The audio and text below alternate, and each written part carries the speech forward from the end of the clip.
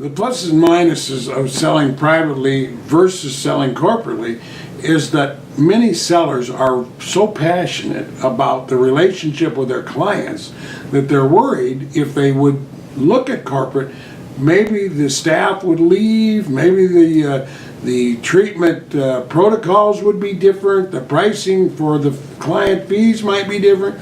So many sellers are concerned from a day-to-day practice operation point of view that selling it to a corporation could be harmful, not only to the non-DVM staff, but to the DVM staff, because commonly DVM associates will leave under corporate management. The pluses are really giant effects on economics because the corporate buyers do not have to borrow money. Therefore, without the cost of capital, they pay a significant amount more.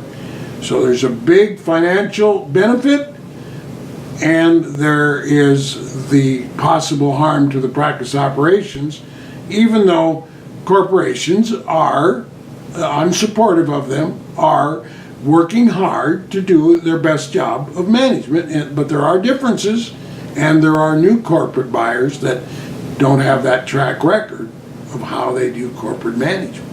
So I'm in favor of both. Probably the sad ending is commonly, for financial reasons, a seller might go to corporate because of the bigger sale price, harming the general relationship feeling of an associate that planned to buy in for years and now cannot afford to because they got to borrow money and cannot compete with the corporate offer to buy.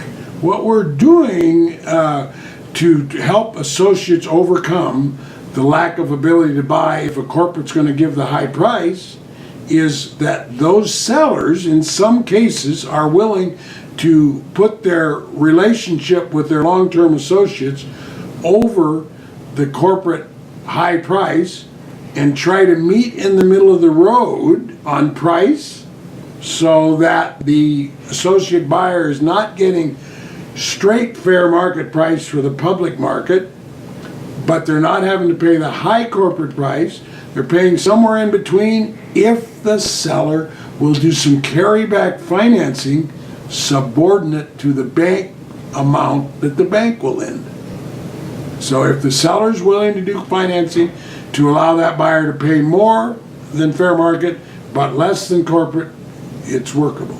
The first step, which also should have been the first step when they were considering selling as an exiting doctor, whether long-term transition or quick sale, they need to be working with their financial planners and their attorneys and their estate planners and figure out how much money do I really need.